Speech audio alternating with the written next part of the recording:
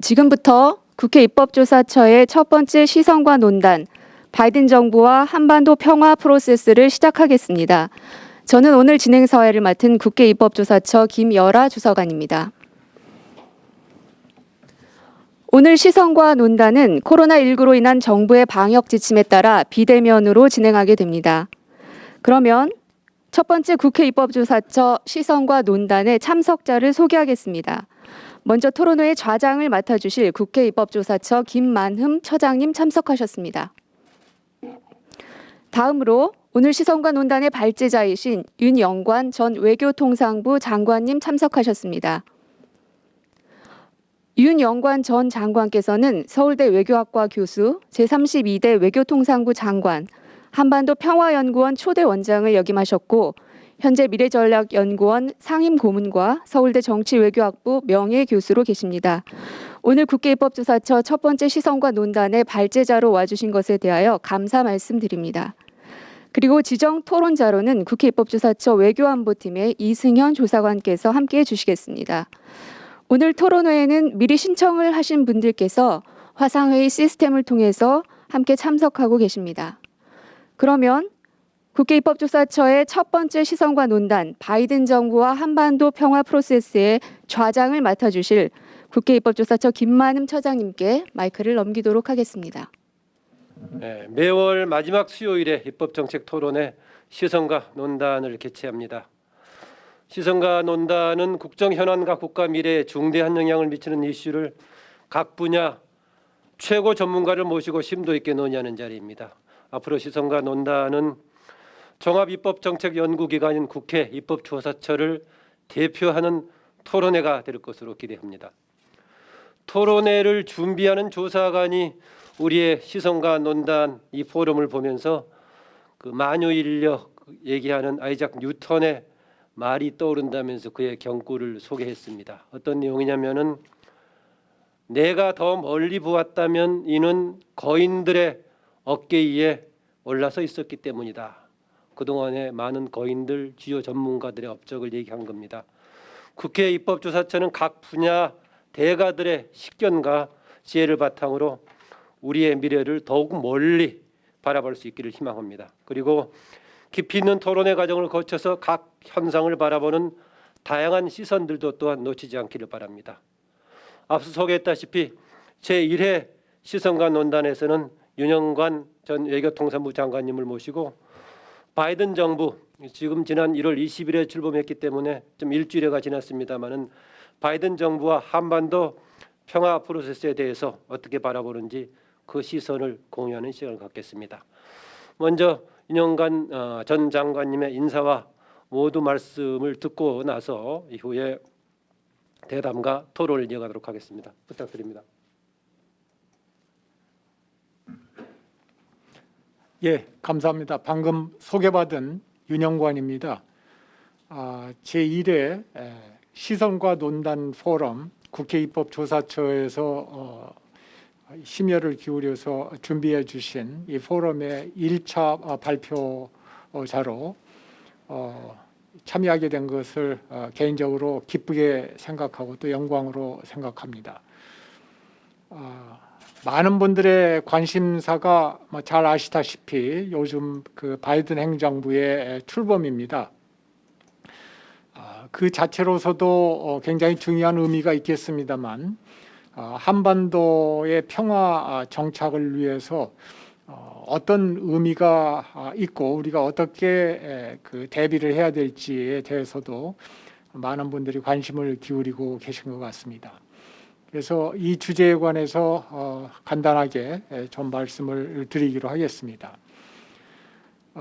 이 바이든 행정부의 외교 정책이 다양한 이슈들이 있고 주제들이 있습니다만은 핵심적인 4가지 그 키워드가 있다고 저는 생각을 합니다.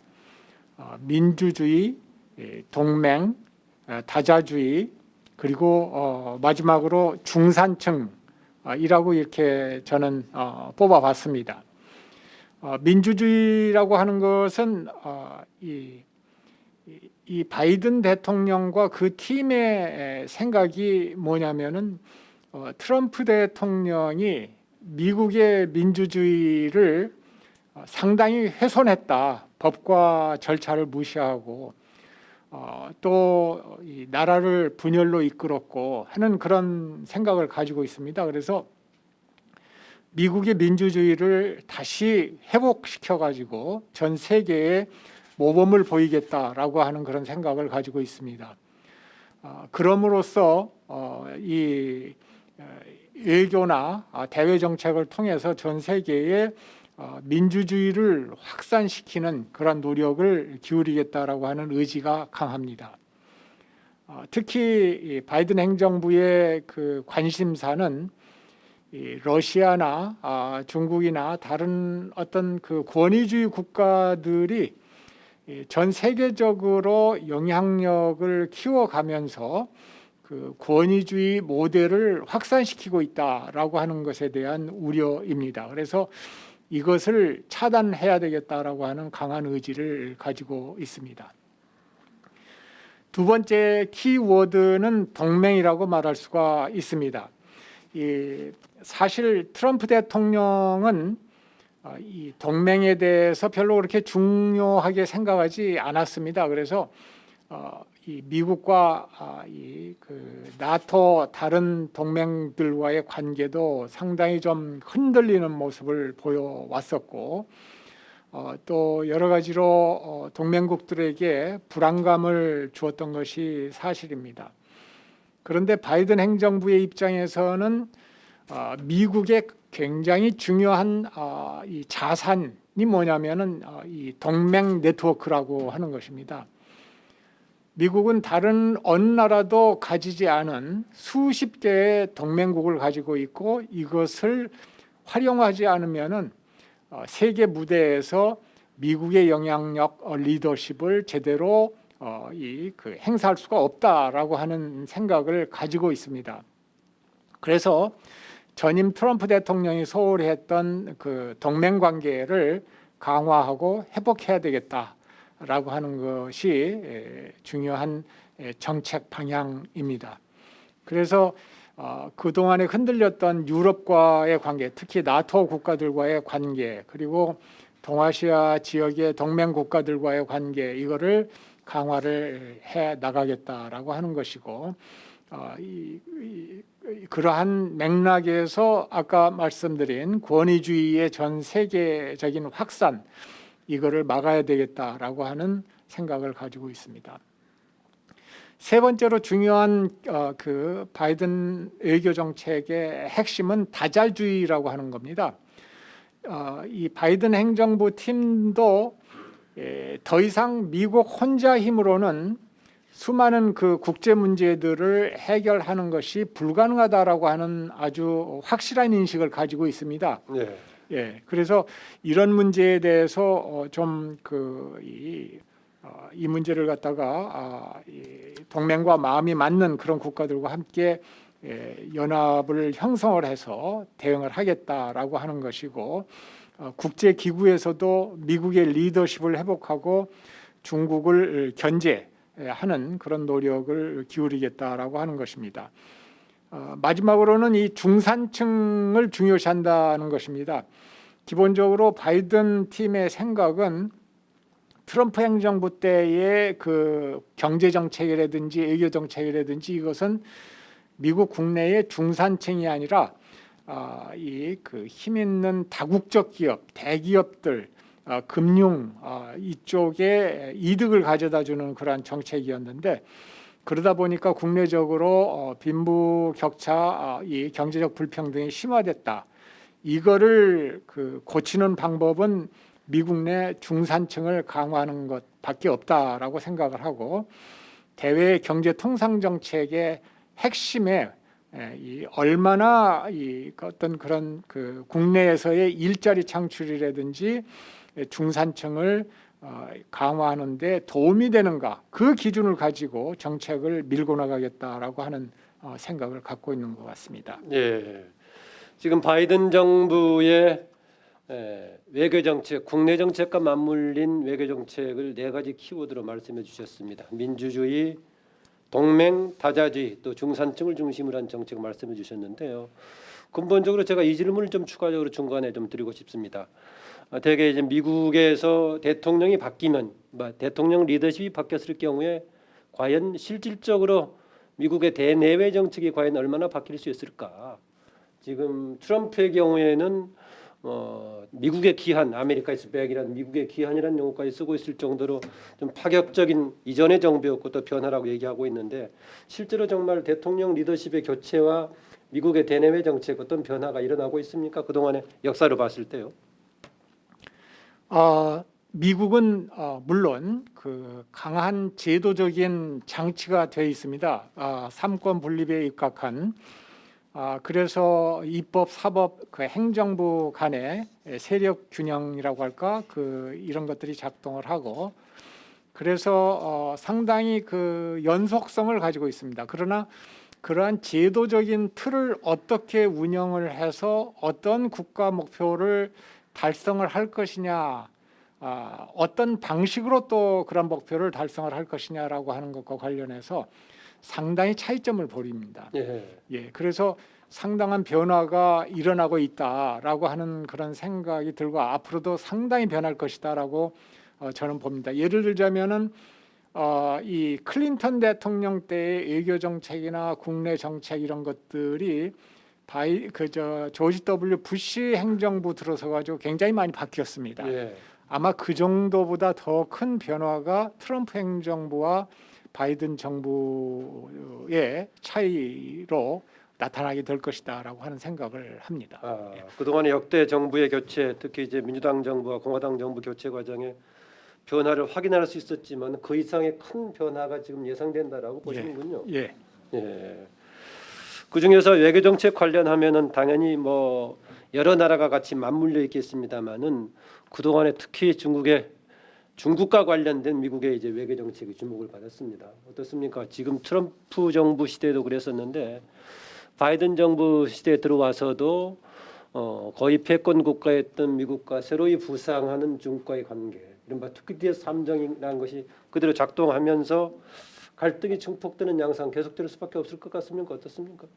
예, 그렇습니다. 갈등은 계속이 될 것입니다. 그리고 중국에 대한 미국의 포용 정책이 실패했다는 것에 대해서 미국 내에 거의 그 초당적인 컨센서스가 이루어지고 있습니다. 그래서 강경 대결 정책의 기조는 트럼프 때와 마찬가지로 지속이 될 텐데 한 가지 차이점은 미국과 중국의 상호 간의 이득을 볼 수 있는 그러한 그 글로벌 이슈에 대해서는 협력을 모색하겠다라고 하는 것입니다. 그래서 기후 변화나 전염병, 테러리즘 또 지역 이슈로는 이란이나 북한 이런 문제들을 놓고서는 중국과 협력을 하겠다라고 하는 것이기 때문에 이 경쟁과 협력 간의 밸런스를 어떻게 맞출 것이냐라고 하는 것이 아마 지금 바이든 팀의 고민일 것이라고 저는 생각을 합니다. 지금 그러면은 트럼프 시대의 대중국 정책 어떻게 집약할 수 있을까요? 구체적인 게 뭔가 뚜렷한 게 있었습니까? 트럼프 대통령의 경우에 외교 정책에서 아마도 이 대중국 포용 정책을 대중국 대결 정책으로 전환시켰다라고 하는 데에서 아마 그 역할이 있었던 걸로 봅니다. 근데 중국과 대결하는 그 방식을 어떤 의미에서 보면은 이 다른 그 동맹국이라든지 아니면은 마음이 맞는 그런 국가들과 연합해가지고 협력해서 이 중국을 압박해 들어가는 것이 아니고 트럼프 행정부의 경우에는 단독 플레이를 했습니다. 그래서 사실은 미국의 압박이 별로 그렇게 중국 입장에서 볼 때 크게 느껴지지 않았다고 한다면은 바이든 행정부의 경우에는 이걸 철저하게 동맹들과 함께 마음 맞는 국가들과 함께 해서 압박을 하겠다는 것이기 때문에 중국의 입장에서도 상당히 아마 긴장을 하게 될 것이라고 생각을 하고 그런 맥락에서 좀 더 체계적이고 조직적으로 압박을 해나가지 않을까 하는 그런 느낌이 듭니다. 이런 그 대결 양상이 아마 이 이념 대결이라든지 외교, 경제, 기술, 군사 이런 분야에서 상당히 심화될 것이다 이렇게 예측이 됩니다.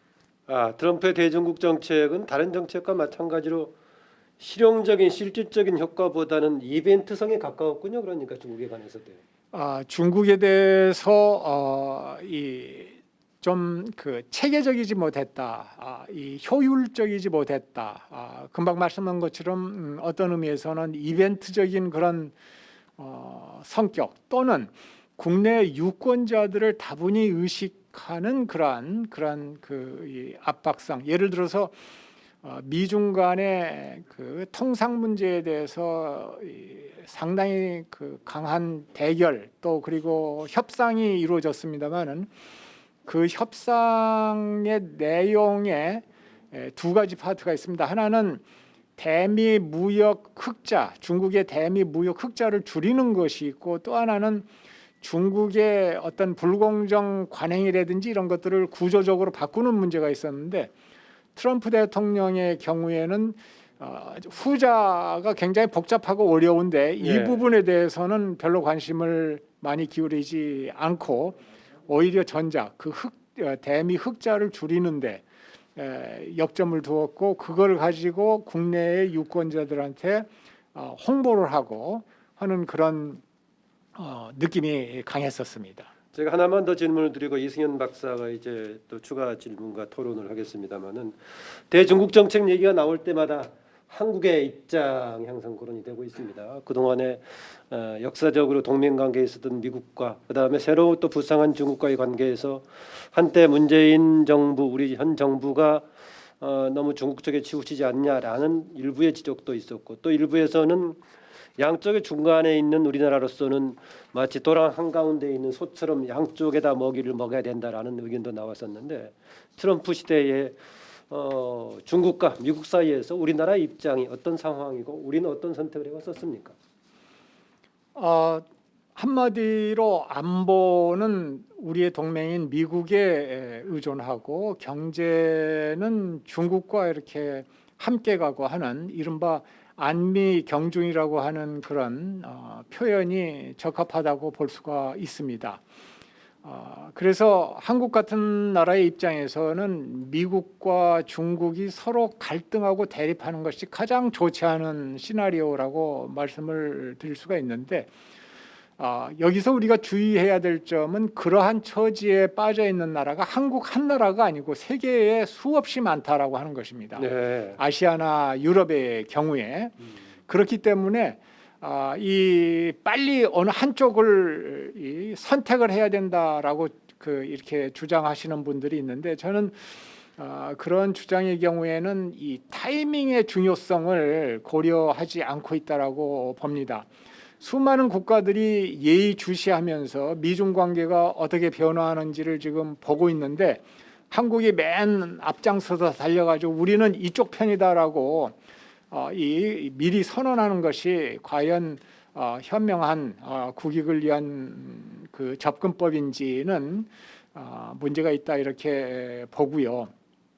더구나 바이든 정부도 아까 말씀드린 것처럼 미중 관계를 완전한 대결 구도로만 보는 것이 아니고 협력의 대상으로도 보고 있는데 우리만 미중 관계를 완전히 대립 구도로 전제하고 그 전제하에서 정책을 갖다 수립한다라고 하는 것은 바람직하지 못하다라고 생각을 합니다. 또한 요즘에 또 이제 그 사안별 접근 또는 전략적 모호성 이런 이야기를 하시는 분들도 계신데 예.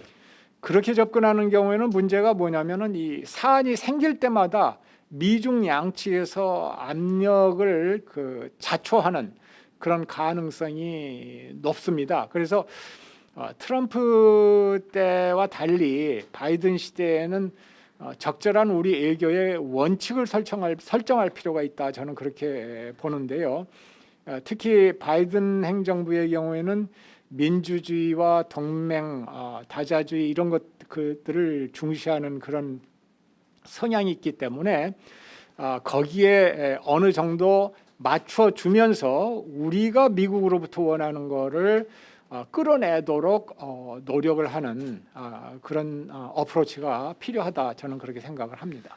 네, 미중 관계 얘기하면은 갈등 관계만 주목하고 있는데 실제로는 협력의 여지라든가 또 뭔가 포용할 수 있는 영역이 있다. 그런 여지가 예. 있습니다. 예. 우리의 경우에는 모성보다는 경우에 따른 원칙을 분명하게 하는 것도 오히려 도움이 될 수 있다, 그런 의견을 주셨습니다. 저희 지금 포럼은 줌으로 참여하고 있는 분들이 계시는데요. 의견을 주시면 제가 대신해서 질문을 드리겠습니다. 이승현 박사, 특히 뭐 북핵 문제로 넘어갈 것 같은데 뭐 질문을 주면서 뭐 자연스럽게 넘어가기로 하죠. 예. 예, 그 오늘 아주 이른 시간에 이렇게 또 장관님께서 직접 오셔서 아주 귀한 말씀 주시고 또 듣게 돼서 굉장히 기쁘게 생각을 하고 있습니다. 지금 이제 4가지 그 키워드를 말씀을 해주셨어요. 민주주의도 얘기해 주셨고, 동맹, 또 다자주의, 중산층. 굉장히 중요한 키워드를 뽑아주셔서 앞으로 이제 바이든 정부의 그 대한반도 정책을 이해하고 또 분석하는 데 큰 그 도움이 될 거라고 생각을 하고요. 이 중에서 이제 그 핵심 개념 중에 하나로 다자주의하고 연계해서 질문을 하나 드리고 싶은데요.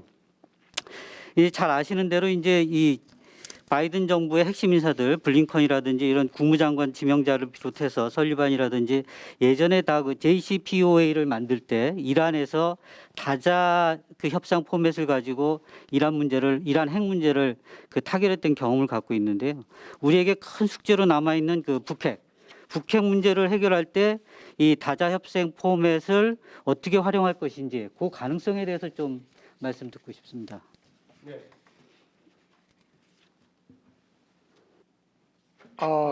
예, 지금 북핵 문제가 대단히 많은 사람들의 관심을 끌고 있고 중요한 문제이고, 또 바이든 행정부의 경우에도 상당히 이 문제를 주시를 하고 있습니다.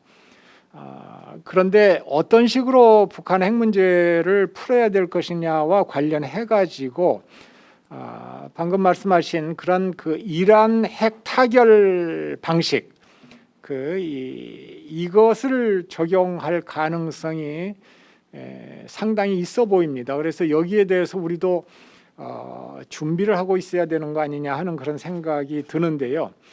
이것이 바로 그 바이든 행정부가 주장하는 다자주의 원칙과도 맞아 떨어지고, 또 실제로 지금 바이든 행정부의 그 국무장관으로 지명된 블링컨 같은 사람도 수년 전에 이 저널에서 북한 핵 문제를 이란 핵 타결 방식으로 해야 된다라고 하는 이야기를 했었고, 네.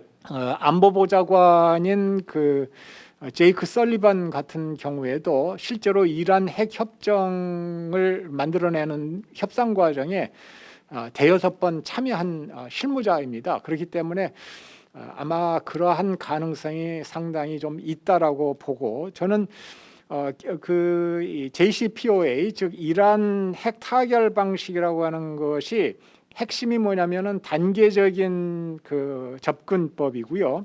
기본적으로 이란의 핵 프로그램을 삭감을 하고 대신 단계적으로 제재를 해제시켜 주는 그런 방식입니다. 대신 이란은 검증을 받고 이 감독기관의 그 조사에 수시로 응하고, 과거 핵 활동에 대해서도 조사를 받고, 또 지속적인 사찰을 받는 그러한 내용인데, 이러한 내용의 이러한 그 형식의 형식을 이 북한 핵 문제의 경우에도 적용을 시켜서 하려고 할 것이다라고 하는 그런 느낌이 드는데, 만약에 이 방식으로 북핵 문제에 접근을 하더라도 저는 핵심은 북미 간의 협상이고, 이 여타 참여 국가들이 그 북미 간의 기본적인 타협이 이루어지면 그거를 수용하는 형식이 되지 않을까 하는 느낌이 드는데, 과연 북한이 이러한 협상 방식을 받아들일 것인가 하는 점이 이제 문제이고요. 근데 북한의 입장에서는 어느 정도 가능성은 저는 있다고 봅니다. 왜냐하면 어차피 이게 단계적인 접근법이고 경제 제재 해제라고 하는 북한이 원하는 그것이 포함이 돼 있기 때문에 가능성이 있다라고 하는 것이고, 문제는 이제 이란 같은 경우에는 이란 전역의 모든 의심 가는 시설을 언제든지 그 사찰을 할 수 있도록 허락을 했는데, 북한이 예를 들어서 이란에서 그랬던 것처럼 군사 시설까지 포함을 해가지고 그러한 전면적인 사찰을 수용할 것인지, 그게 이제 핵심적인 문제가 될 겁니다. 그리고 핵 개발의 어떤 진전 상황으로 볼 때 이란보다도 훨씬 앞서간 북한이기 때문에 사실 그 더 협조적이어야 될 텐데 북한이 그게 과연 가능할지라고 하는 그런 문제가 있고, 이란의 경우에는 그 하산 로하니 대통령이 제재 해제를 통해 가지고 경제를 살려야 되겠다라고 하는 강한 생각을 갖고 있었던 개혁주의자였습니다.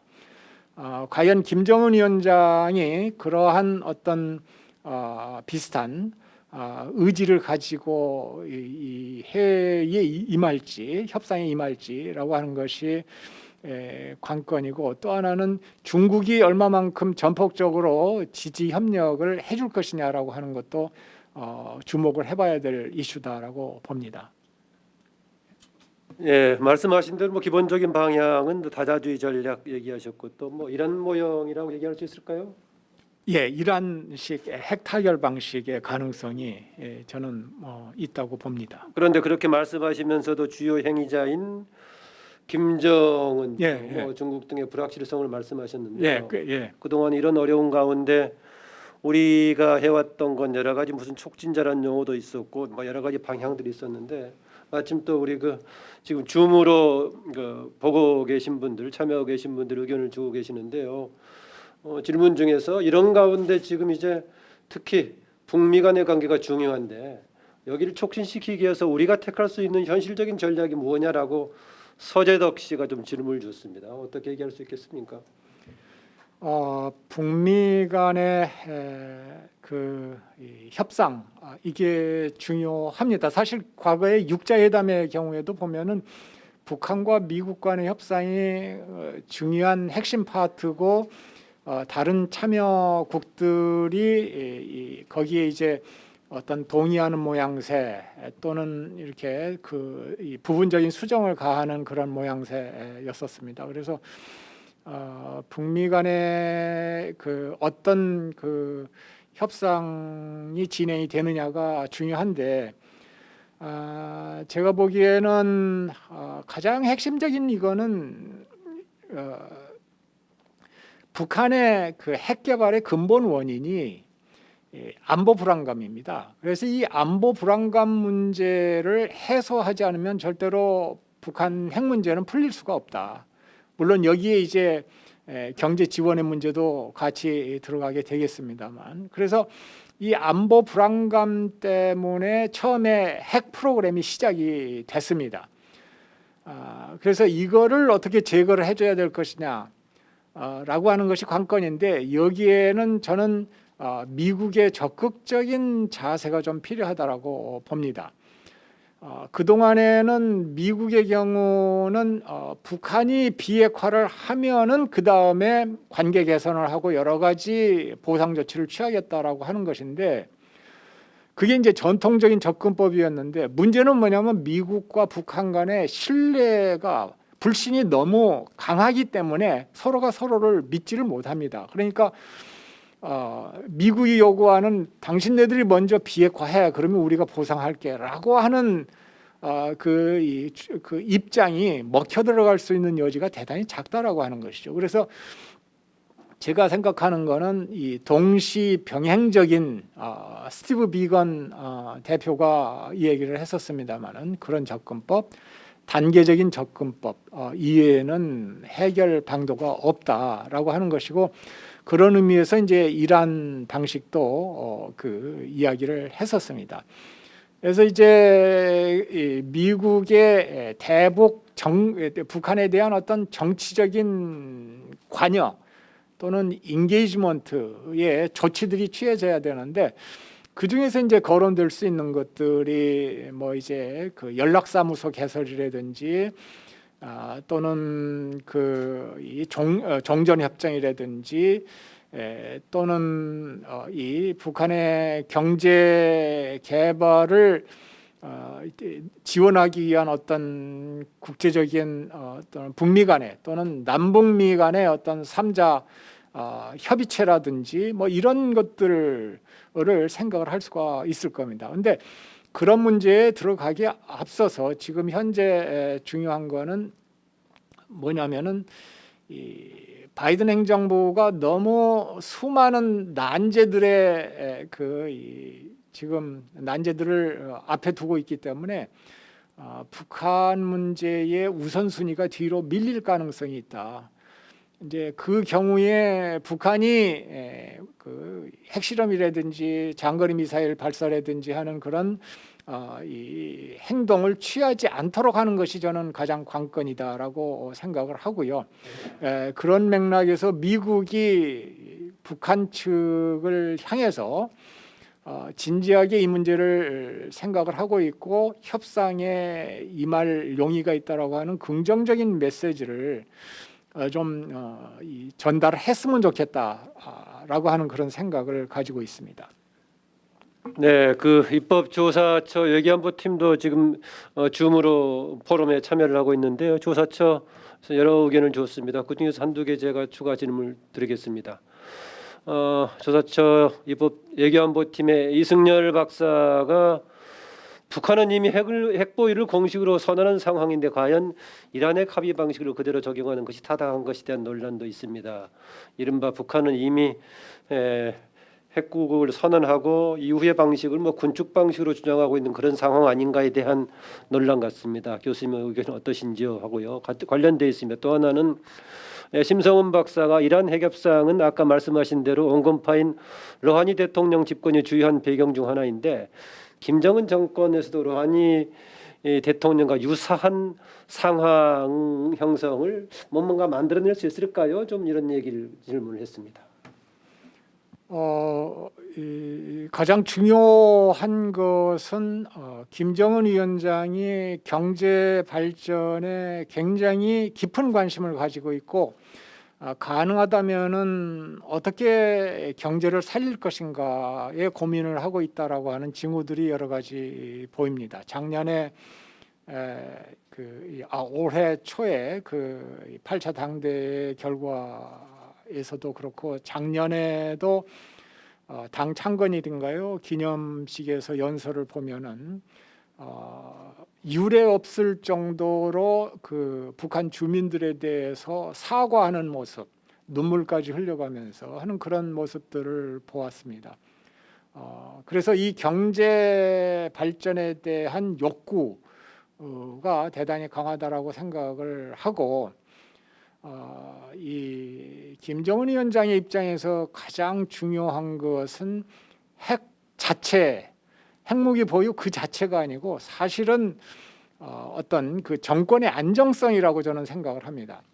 정권의 안정성에 도움이 되기 때문에 핵을 추구를 했던 것이기 때문에 바로 그 정권의 안정성 측면에서 경제 발전이 필요하다라고 하는 경우에는 핵 문제에 대해서 유연하게 접근할 가능성이 저는 있다고 보는 것이고요.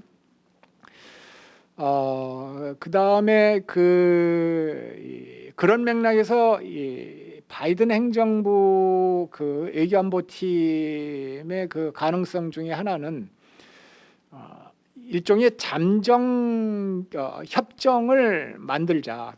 궁극적인 목표는 완전한 비핵화의 두 대 현실을 인정을 하고 일종의 그 군비 통제 협상 방식으로 가는 수밖에 없지 않느냐라고 하는 논의들이 상당히 있습니다. 그래서 그러한 그 논의들을 기반으로 해서 단계적으로 접근을 하되 일단은 기존의 그 핵 활동을 중단시키고 또 이 그 핵 확산을 막는 위험한 행동을 제어하는 그런 데 초점을 맞추는 잠정 협정을 체결을 하고 그 다음에 천천히 비핵화의 과정으로 나아가자라고 하는 그런 접근법을 미국이 취할 가능성이 있는데 만약에 그렇다면은 김정은 위원장 입장에서도 아마 나쁠 것이 없다라고 판단할 가능성이 저는 있다고 보는 것이죠. 그래서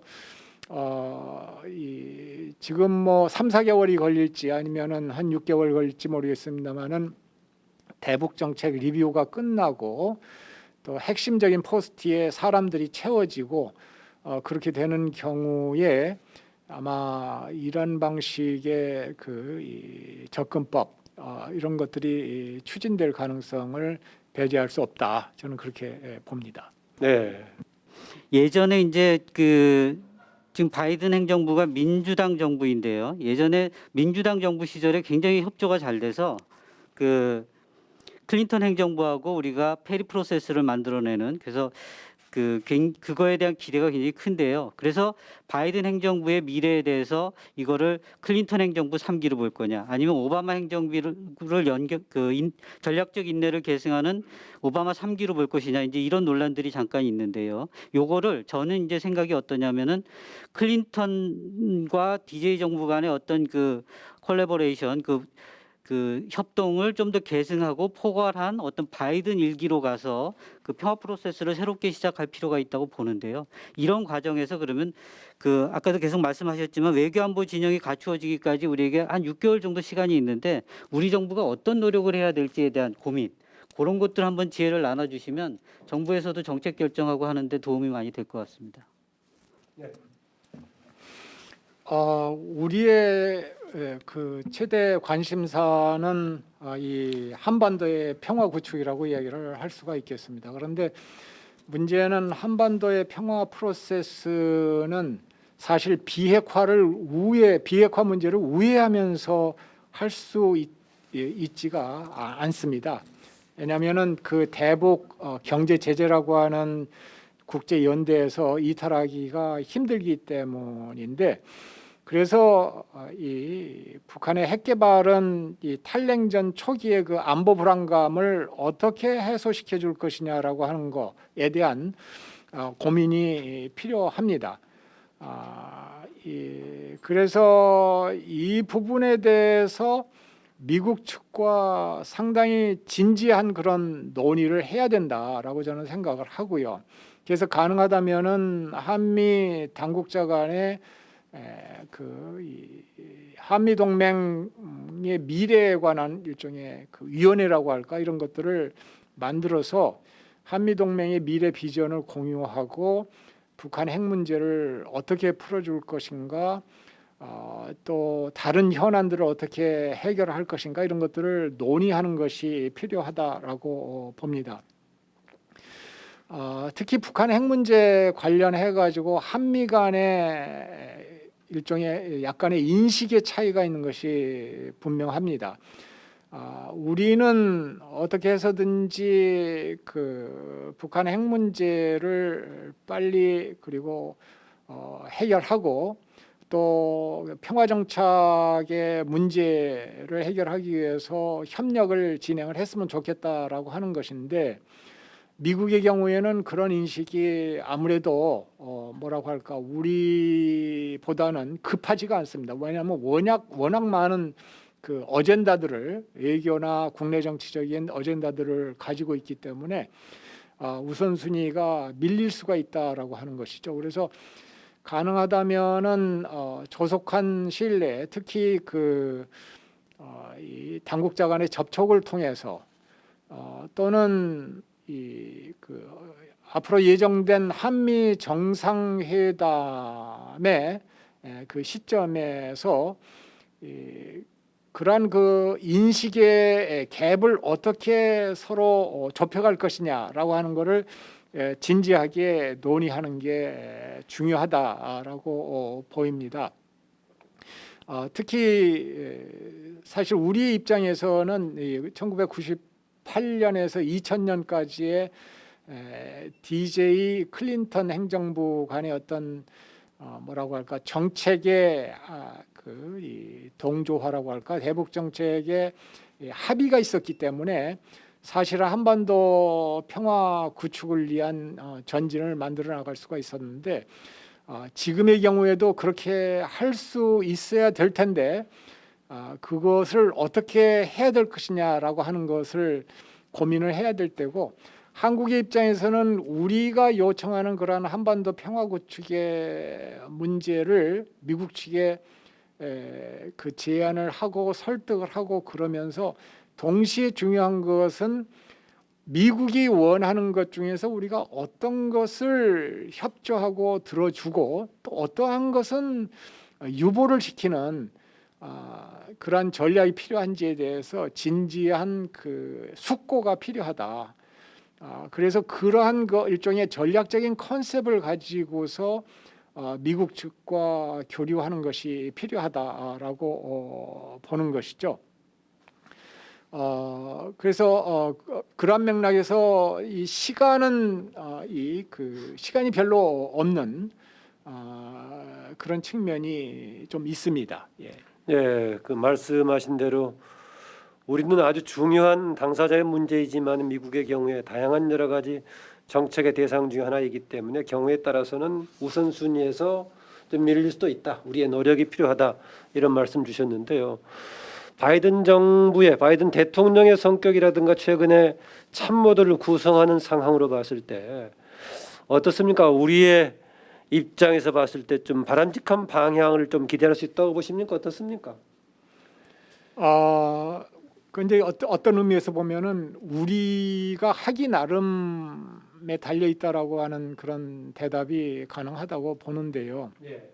트럼프 행정부 때는 사실은 그쪽의 주요 관심사가 경제적인 이득이었습니다. 돈의 문제, 예를 들어서 주한미군 방위비 분담 그 협상 같은 그런 그 SMA 협상 같은 경우에서도 드러나듯이 뭐 5배로 올려달라고 하는 요구들이 있었던 것처럼 온통 모든 관심이 거기에 쏠려 있었기 때문에 사실은 한국 정부의 입장에서는 뭐라고 할까 이렇게 선택의 폭이 넓었다라고 얘기를 할 수가 있습니다. 우리가 할 수 있는 그 선택의 범위가 넓었다라고 볼 수가 있는데 사실은 바이든 정부의 경우에는 뚜렷한 외교 전략과 방향 감각을 가지고 나오기 때문에 어떤 의미에서는 그들과 조율을 우리가 해줘야 되는 그런 측면이 있고 이제 그래서 제가 이제 이야기하는 거는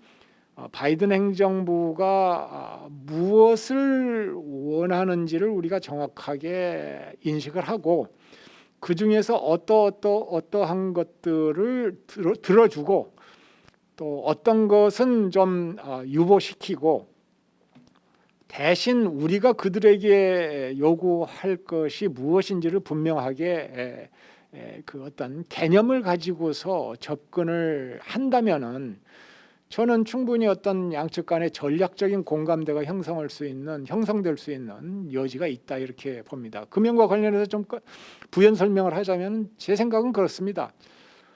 바이든 행정부의 어떤 민주주의 이념 애교, 그 다음에 그 여러 가지 글로벌 이슈에 대한 협력, 예를 들어서 뭐 이 팬데믹이라든지 또는 뭐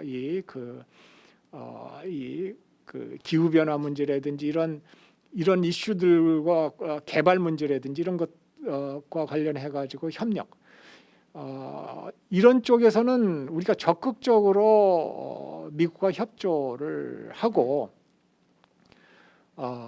대신 미국에게 요구하는 거는 한반도의 지정학적인 특수성을 좀 고려를 해달라. 한국은 저기 호주나 일본하고 다르지 않냐. 호주는 북호주가 없고 일본도 북일본이 없는 거 아니냐. 근데 우리는 북한이 있다. 그리고 핵으로 무장한 굉장히 위협적인 그런 세력으로서 존재하고 있는 것이 현실인데 그러한 특수성을 고려를 해서 일종의 어떤 그 차별화된 동맹 전략 또는 맞춤형 동맹 전략으로 한미 동맹을 운영을 해나가자. 이 그 다른 모든 일본이나 호주에 요구하는 그런 식의 획일적인 그런 동맹 요구 사항을 우리한테 요구하지 않아줬으면 좋겠다라고 하는 그런 좀 요구를 할 필요가 있습니다. 그래서 한반도의 어떤 그 특수성을 충분히 고려하면서도 한미 동맹을 튼튼하게 유지해 나갈 수 있는 그런 방안을 모색을 하고 이 북한 문제, 한반도 평화 정착에 미국이 좀 더 적극적으로 임할 수 있도록 유도를 하는 그런 개념이 필요하다라고 하는 생각을 해봅니다. 네, 말씀하신 대로 이제 보자면은 트럼프 시대 아메리카 퍼스트 방향에서 동맹 전략이 굉장히 우리한테는 우호적인 전략으로 또 한반도가 가지고 있는 특수성을 중심으로 한미 간의 동맹 문제를 설득한다면 아주 유효한 방향으로 끌어낼 수 있는 가능성이 있다는 말씀을 주셨습니다. 예, 동맹에 대해서 이제 말씀을 하셔서 그 부분의 핵심은 저는 중국이라고 생각을 합니다. 그러니까 이 한미 우리가 지금 말씀하신 것들을 얻어내기 위해서는 일단은 미국에게 한국이 친구라는 동맹이라는 확신을 정말 강하게 심어주어야 그걸 바탕으로 해서 이제 요구도 할 수 있는 것인데 지난번에 보셨듯이 우리 다 알고 있는 것처럼 사드를 배치한다든지 이런 그 한미 동맹의 어떤 군사적인 활동들이 북한을 대상으로 한 것이다라는 메시지와 이게 확장돼서 중국을 대상으로 한 것일 수도 있다라는 메시지가 전달됐을 때 그걸 감당해야 되는 한국의 입장은 굉장히 어려워지는데요. 이 부분에서 우리가 어떻게 지혜롭게 행동할 것인지에 대한 말씀을 좀 듣고 싶습니다.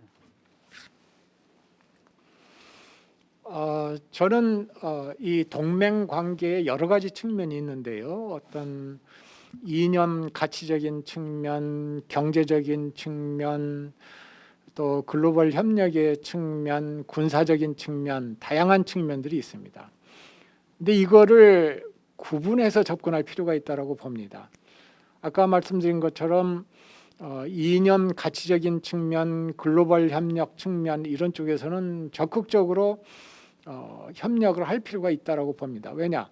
한국의 헌법이 자유민주주의라고 하는 거에 기반을 하고 있고 또 미국이 민주주의를 중요시하면서 외교를 한다고 했을 때 우리가 그거에 대해서 소극적으로 임할 수는 없는 그런 상황이라고 저는 봅니다. 그래서 그 부분에 있어서는 한미 간의 어떤 협력을 업그레이드할 필요가 있다라고 보는 것이고요. 또 글로벌 이슈에 대한 협력에 관해서도 적극적으로 우리가 가지고 있는 역량을 함께 해나갈 수가 있다. 보고 예를 들어서 인도 태평양 전략 같은 경우에도 한국의 신남방 정책과의 어떤 조화라고 하는 측면에서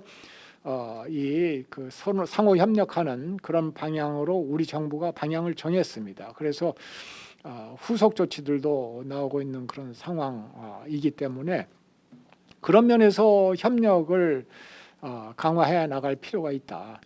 그러나 다만 한국의 지정학적인 특수성이 한반도에서 대륙 세력과 해양 세력 또는 강대국들 간의 경쟁이 있을 때마다 한국은 질곡의 역사를 경험을 해왔습니다. 구한말 시대부터 시작해서 멀리 가면 임진왜란도 마찬가지겠죠. 일본이 명나라를 침공을 할 텐데 길을 비켜달라고 하는 정명가도를 요구하고 했었던 데서부터 시작했던 것처럼. 네. 그래서 이 청일전쟁, 노일전쟁, 그 다음에 식민지화, 그 다음에 분단, 한국전쟁 이 모든 것들이 사실은 이 대륙 세력과 해양 세력들 간의 군사 경쟁, 군사적인 충돌이 한반도에서 일어났던 사례들입니다. 그때마다 우리는 엄청난 고통을 겪었거든요. 그러한 그 지정학적인 특수성을 충분히 미국 쪽에 설명을 하고 알리고 설득을 할 필요가 있다라고 생각을 합니다. 그래서 한미 동맹의 어떤 군사적인 타겟을 북한으로 이렇게 한정시키는 데에 우리가 어떤 그 미국의 양해를 최대한 이렇게 끌어내는데 노력을 해야 된다. 대신 중국에 대해서는 그렇게 얘기를 해야 될 겁니다. 우리는 민주국가이고 지금 우리의 동맹인 미국이 그 민주주의 애교를 강조를 해나가는 데 있어서 그 어떤 국가 정체성 차원에서라도 함께 할 수밖에 없다라고 하는 것을 또 이제 그 양해를 시켜야 되겠죠. 그래서 나름대로 우리 나름대로의 어떤 그 적절한 수준의 원칙을 가지고서 양측을 설득하려고 하는 노력이 있어야만 우리가 가운데 끼어가지고 이리 끌림을 당하고 저리 끌림을 당하는 그런 압력을 양쪽에서 받고 또 자칫 잘못하면 의심도 양쪽에서 받는 그러한 이 가능성을 제거를 해야 될 필요가 있다 이렇게 생각을 합니다. 네, 우리 그 북핵 해결 방식으로 다자주의 강조하셨고 또 이란 핵 합의 방식 모범 사례로 말씀하셨는데요. 다자를 했을 때 가장 우리 주변에 있는 특히 중국이 이제 기본적으로 포함이 될 건데요. 중국이 포함될 건데 중국의 경우는 기존에도 북핵 문제에 있어 가장 중요한 나라가 중국이다 그랬습니다. 그런데 다자주의 강조했을 때 한미 중의 삼국의 공조 바람직한 방향 어떤 것이고 어떻게 가능할까요? 두 나라 다 즉 미국과 중국 모두 다 이 국가 이익의 관점에서 북한의 비핵화를 원하고 있다라고 생각을 합니다. 다만 이제 미국과 중국 간의 차이점은 중국의 경우에는 북한 체제의 안정이라고 하는 것을 비핵화의 그 문제보다도 더 중요한 것으로 간주를 해 왔고 미국의 인식은 그것과는 조금 다르다라고 하는 것이기 때문에 어떤 식으로든 간에 협상을 통한 평화적인 비핵화 문제의 해결에 대해서는 양국의 국익이 일치하기 때문에 아까 이야기했던 것처럼 바이든 행정부가 글로벌 이슈 차원에서 중국과 협력을 하는 그런 분야 중에 하나가 저는 북핵 문제라고 생각을 합니다. 그래서 미중 간의 협의를 통한 문제의 어떤 해결, 접근 가능성이 충분히 있다라고 봅니다. 그래서 비교적 저는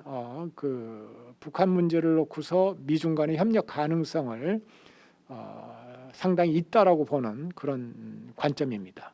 네.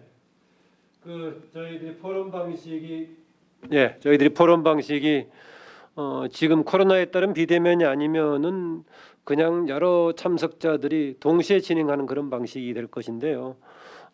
그래서 오늘도 지금 줌을 통해서 참석하고 있는 분들의 질문이라든가 의견을 수시로 좀 말씀을 드리고 있습니다.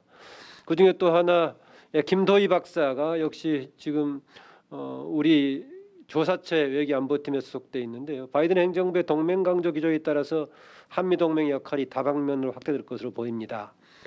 미중 경쟁이 심화되면 트럼프 정부에서 시작한 쿼드나 쿼드 플러스 같은 이런 공식 비공식 전략적 협의에 대한 참가를 요구받을 수 있다. 이럴 때 미국 주도의 협의체 참가에 대해서는 어떻게 생각하시는지 궁금합니다라는 질문이 있습니다. 저는 그 바이든 행정부의 경우에 또 인도 태평양 전략은 지속적으로 추진을 할 거라고 봅니다. 그래서 인도 태평양과의 어떤 인도 태평양 전략과의 그 연계와 관련해서 협력의 정도를 좀 업그레이드할 필요가 있다라고 보고요.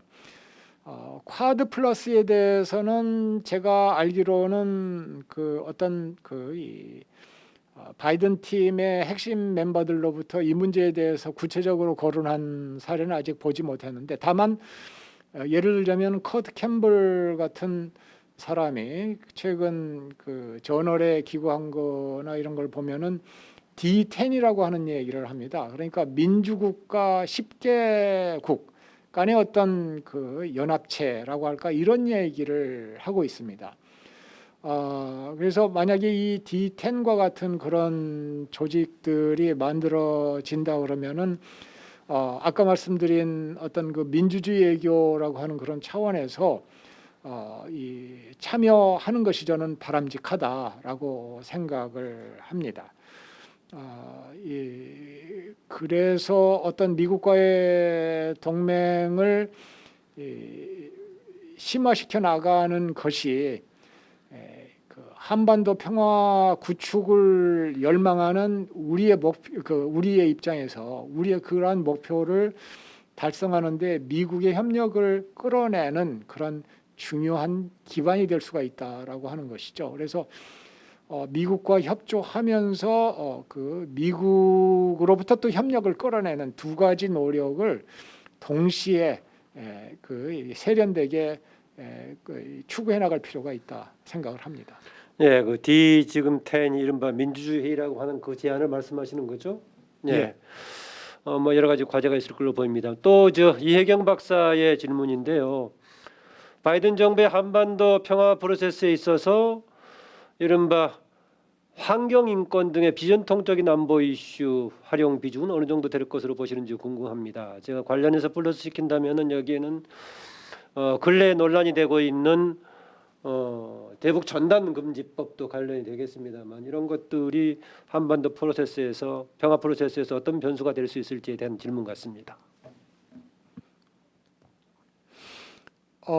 비전통 이슈 분야에서 사실은 우리가 좀 더 적극적으로 나갈 필요가 있다고 봅니다. 예를 들어서 환경 문제라든지 이런 쪽에서 특히 협력의 여지가 크다고 보는데요.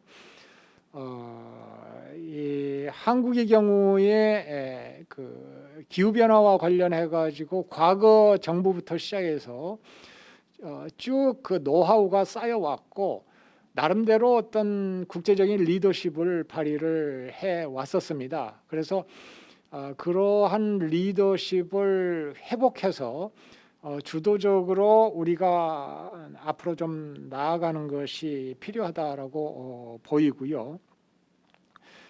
역시 이 문제도 그런 식의 협력을 해나가는 것이 우리가 한반도의 평화구축 목표를 달성을 하는데 도움이 될 수 있다.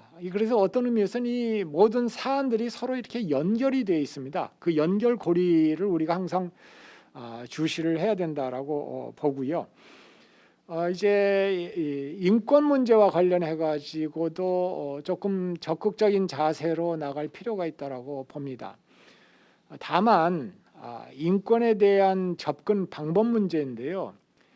이 부분과 관련해서도 우리가 조금 더 선명한 어떤 논리를 가지고 나갈 필요가 있다고 봅니다. 무슨 얘기냐면은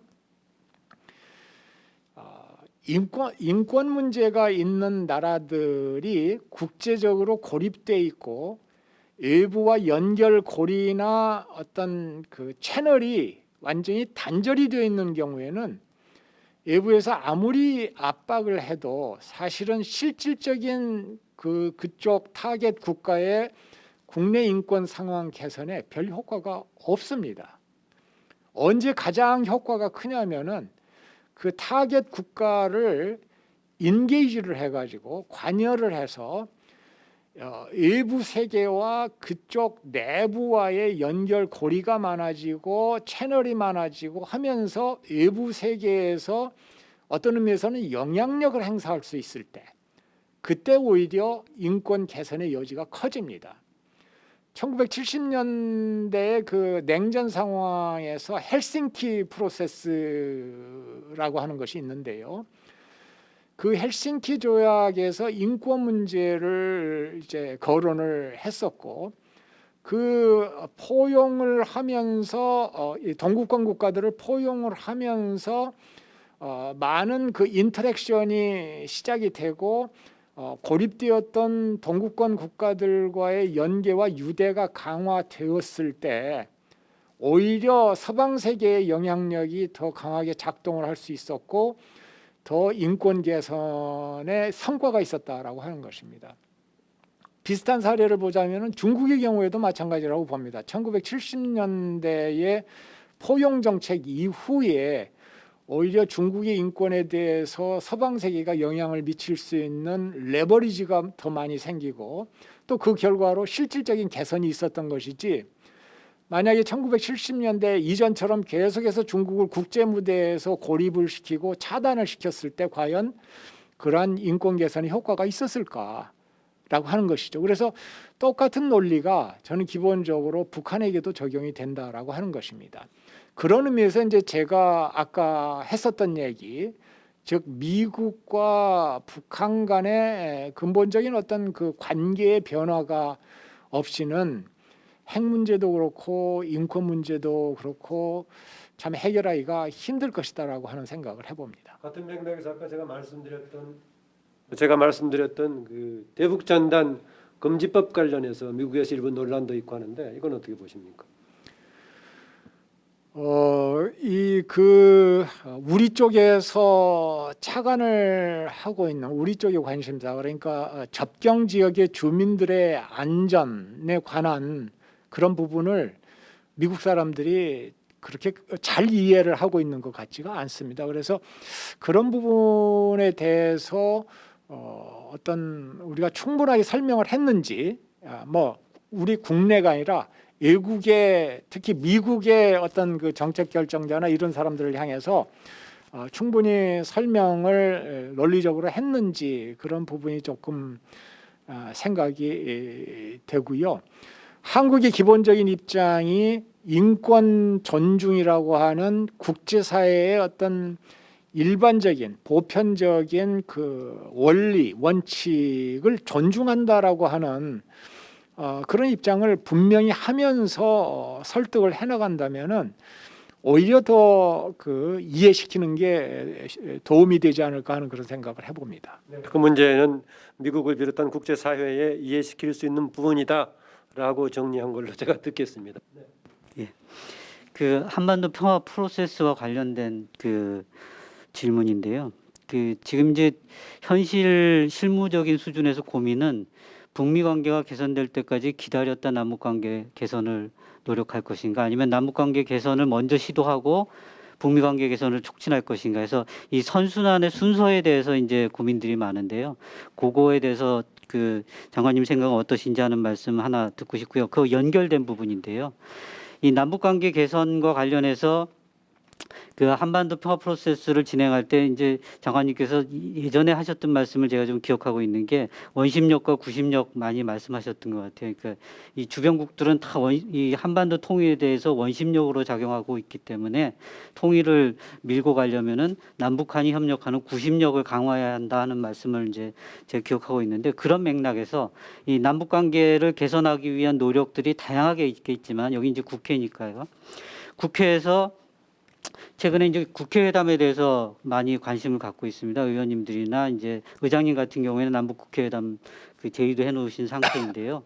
그 관련해서 제가 지난 그걸 조금 그 회의록 같은 거를 12번에 걸쳐서 남북한의 국회의원들이 예비 접촉과 준비 접촉이라는 것을 통해서 이제 이야기들을 진전을 시켰던 우리 경험을 갖고 있더라고요. 근데 그때 여야가 모두 우리 대한민국의 여야 국회의원들이 한 마음으로 민족 문제를 해결하겠다라는 그런 마음가짐으로 그 회의에 참석을 했더라고요. 그래서 그것과 연결시켜서 이제 드리고 싶은 말씀은 뭐냐면, 지금과 같은 남북 그 교착 상태, 이제 한 4월쯤 지나고 나면은 여러 가지 그 한미 군사훈련이나 이런 것들에 대한 복잡한 문제들이 한반도에서 조금 해결이 되고 나면 조금 다른 국면이 열릴 것 같은데요. 그런 과정에서 한반도 평화 프로세스를 진척해가는 과정에서 남북 국회회담이 갖는 의미에 대해서는 또 우리 장관님께서는 어떤 생각을 갖고 계신지 좀 평가 듣고 싶습니다. 예. 저는 한국 정부가 보수 정부가 됐던 진보 정부가 됐던 간에 일관되게 한반도 평화를 위해서 추진해야 될 정책은 바로 말씀하신 그 구심력의 강화다, 이렇게 생각을 합니다. 그 얘기는 뭐냐면은 한반도가 분단이 되어 있는데 이 분단의 방향으로 작동을 하는 국제적인 다이내믹스가 존재한다. 그걸 저는 원심력이라고 표현을 합니다. 왜냐하면은 이 주변 네 나라 입장에서는 한반도가 분단된 상태로 그대로 유지가 되면은 자기네들 간의 어떤 세력 균형의 맥락에서 안정적인데 만약에 한반도가 갑자기 통일이 됐다 그러면은 그 안정된 그 균형 구조가 이 깨짐으로써 불안하고 불확실하다라고 하는 겁니다. 그래서 그런 차원에서는 이 표면적으로 정부 입장, 공식적인 입장으로는 한반도의 평화적인 통일을 지지한다 그러지만 단기적인 그때그때의 그 정책 선언은 그거하고는 별도로 노는, 그래서 현상 유지 방향으로 흘러가는 그런 경향이 있다라고 봅니다. 그래서 어떻게 하면 이 원심력을 약화시키고 대신 이 원심력에 대응하는 남북한 주민들 간에 서로 끌어당기는 힘, 구심력, 이거를 강화시킬 것인가가 우리 정부의 어떤 초당적인 목표가 돼야 되는 건 아니냐라고 생각을 합니다. 1982년에 헬무트 콜 총리의 그 연립정부가 생기는데 그 전에 3인당 정부의 동방정책을 계승을 합니다. 그러니까 어찌 보면은 이 라이벌 정당의 대동독 포용 정책을 계승을 한 셈이 되는데요.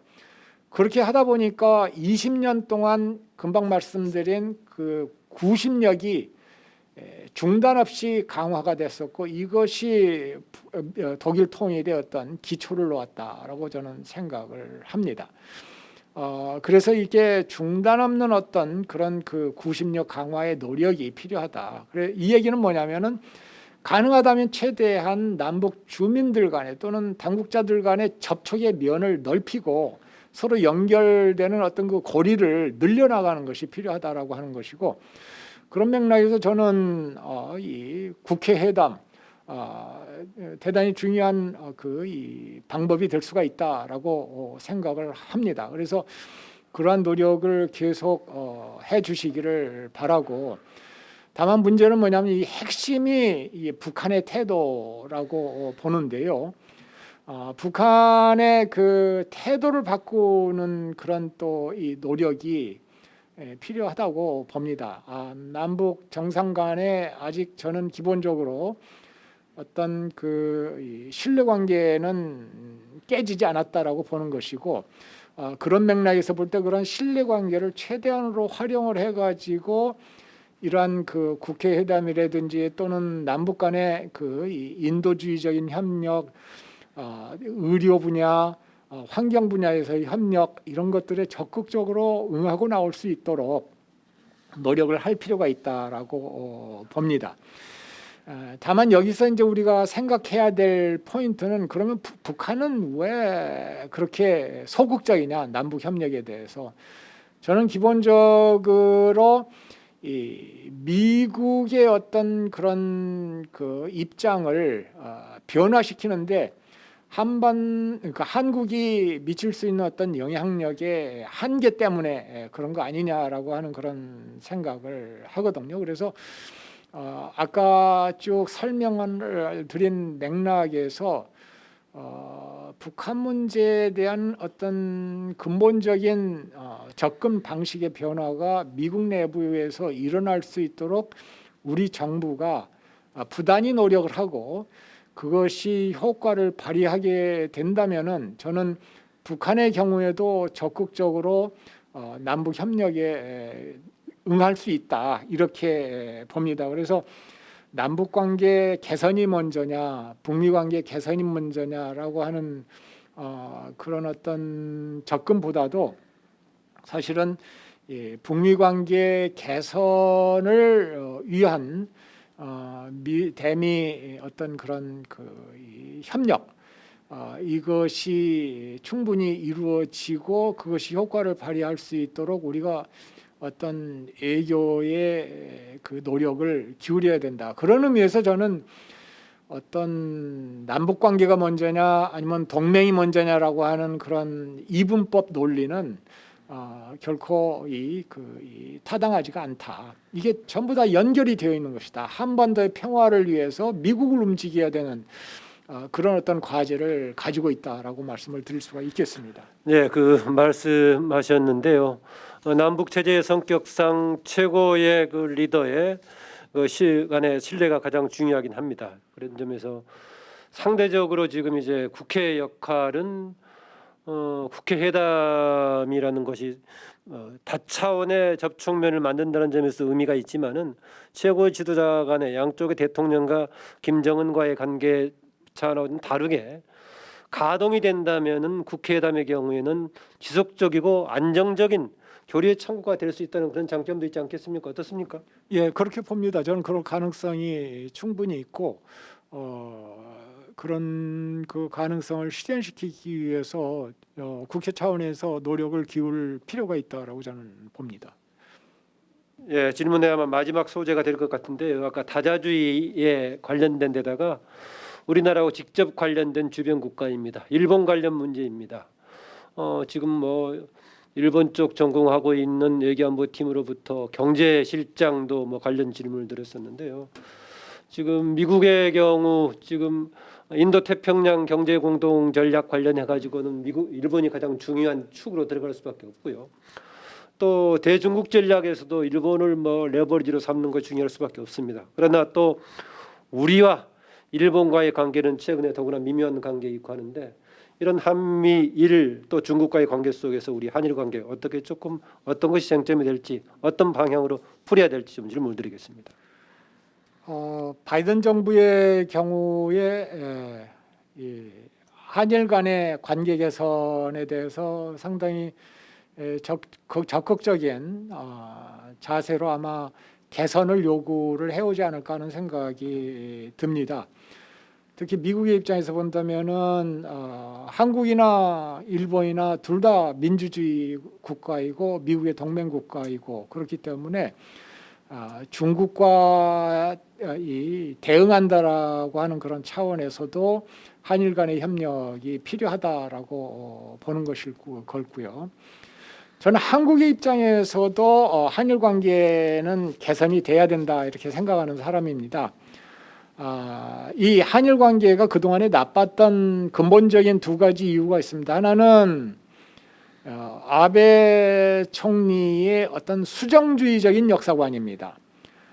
그런 아주 독특한 그 과거 식민지 문제나 이런 것들에 대한 그 뭐라고 할까 역사적으로 보면은 퇴행적인 그런 사고를 가지고 있었기 때문에 사실은 아베 이전에 일본의 정치 지도자들과도 다른 그런 관점을 가지고 있었고 이것이 역사 문제나 이런 것들과 관련해 가지고 한일 간의 갈등이 있어온 가장 중요한 원인이었다 보는 것이고 또 하나 근본적인 문제는 한국과 일본 간의 지정학적인 입장의 차이입니다. 일본은 분단되지 않은 국가이지만 한국은 분단된 국가입니다. 북한 문제가 불안정하기 때문에 이거를 해결해야만 되는 그런 이 사명을 가지고 있습니다. 우리가 아예 뭐 북한 문제는 내몰라라라고 하고 그냥 뭐 우리 한국만 이렇게 잘 살아가면 되는 거 아니냐라고 생각하지 않는다면은 당연히 북한 문제의 평화적인 해결, 한반도 평화 정책에 대해서 고민할 수밖에 없습니다. 그렇다고 한다면은 중국의 협력이 또 필요한 겁니다. 그래서 이 일본의 경우에는 그럴 걱정이 없기 때문에 마음 놓고 이 뭐라고 할까 이 미국과 100% 협력하면서 대중 대결 전략으로 갈 수가 있겠죠. 그러나 우리는 지정학적으로 입지가 다르다라고 하는 것이죠. 그래서 그런 두 가지 근본적인 문제가 있는데 전자의 경우에는 해소될 가능성이 있다고 봅니다. 일본 내에서 수가 정부로 정권이 이양이 됐고 그 후에 누가 또 등장을 할지는 모르겠습니다만 아마도 아베 총리 때만큼 그렇게 강성 이 지도자가 나타날 것 같지는 않습니다. 제 개인적으로는.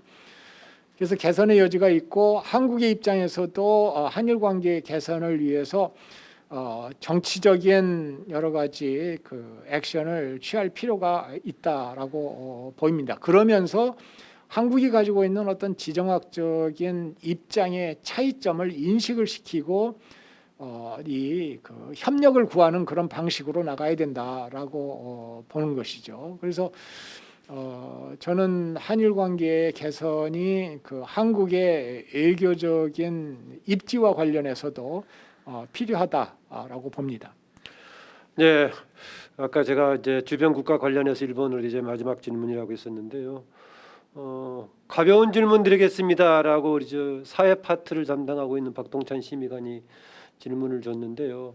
참여자의 이해와 교양을 위해서 현재 미국, 중국, 한국과 관련된 이런 관계에 있는 역사적으로 유사한 사례, 이거를 잘 풀어갔던 사례라든가 주요 인물이 있으면은 설명해 주시면은 참여자 일반적인 교양을 위해서 도움이 되겠습니다라는 질문이었습니다.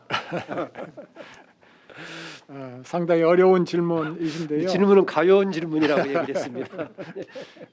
가볍지만 어려운 질문. 네, 예. 예, 근데 참 한국이 독특한 나라입니다. 그래서 참 어찌 보면은 그만큼 외교가 중요하고 외교에 모든 것이 걸려 있다라고 말할 수 있는데요. 그런 맥락에서 중요한 것은 국제 정치의 세계에서 작동하고 있는 일종의 어떤 법칙성이라고 할까?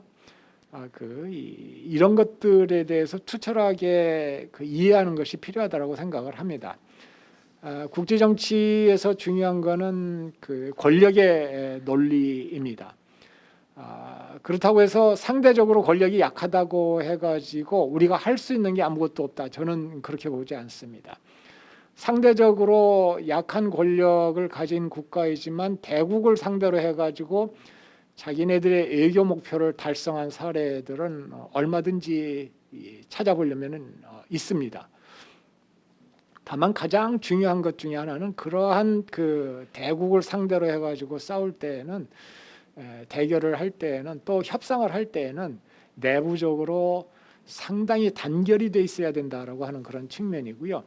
그런 내부적인 단결을 못 해가지고 당한 사례들은 뭐 상당히 많습니다. 독일, 러시아, 그다음에 오스트리아 이런 강대국에 둘러싸인 폴란드의 역사가 그랬었고요.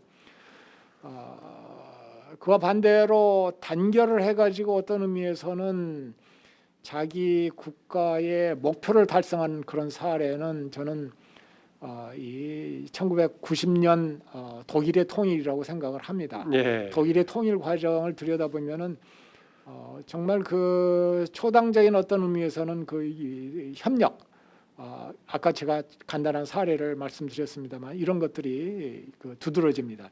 국내 정치의 문제를 놓고서는 얼마든지 뭐 서로 갈등하고 대결할 수 있지만 이게 외교의 문제와 관련해 가지고는 상당 정도의 컨센서스를 형성을 하고 단합을 하는 것이 중요하다라고 봅니다. 네. 오늘 여기서 마무리해야 될 것 같은데요. 지금까지 바이든 정부 시기에 미국의 대내외 환경 또 한반도 둘러싼 여러 가지 과정, 우리의 또 선택 관련 말씀 주셨는데요. 자, 이렇게 오늘 마무리 발언 좀 부탁드리겠습니다. 네. 예.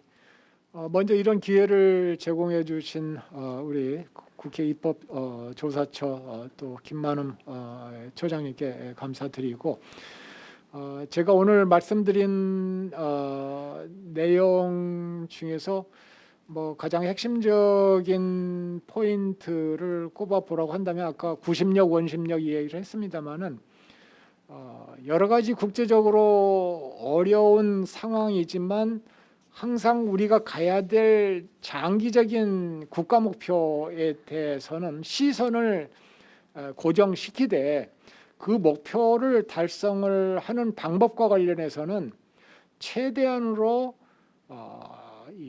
냉철하고 유연하게 접근을 하는 그런 노력이 필요하다라고 생각을 합니다. 어떤 선제적인 어떤 이념이나 이런 것들이 외교에 영향을 미치게 되는 경우에 우리가 원하지 않는 그런 결과를 초래할 가능성도 많습니다. 그래서 최대한으로 유연하고 또 실용주의적인 그런 접근이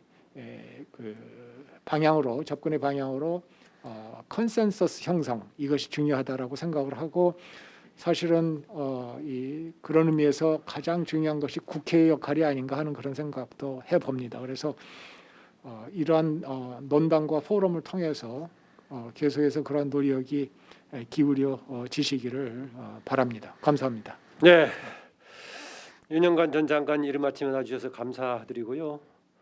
그 의정 현안 전 분야를 종합적으로 조사 연구하는 국회 입법조사처의 정책 포럼 시선과 논단 오늘 시동을 건 거였는데요. 매달 마지막 수요일에 시선과 논단 개최합니다. 오늘 첫 번째로 윤영관 전 장관님과 함께했습니다. 오늘 주신 귀한 말씀들은 이후 또 입법조사처의 조사 연구 과정에서 화두가 되고 또 이렇게 자료가 될 것입니다. 바이든 시대 한국의 전략과 관련된 전망을 참고하는데 또 어떤 시각을 갖느냐의 시청자 여러분에게도 좋은 시간이 되었기를 바랍니다. 윤영관 전 장관님께 다시 한번 감사드리고요. 다음 2월 포럼에서는 포스트 코로나 시대 세계 경제 전망과 한국 경제 방향을 주제로 다룰 계획입니다. 다음 시간도 기대해 주십시오. 감사합니다.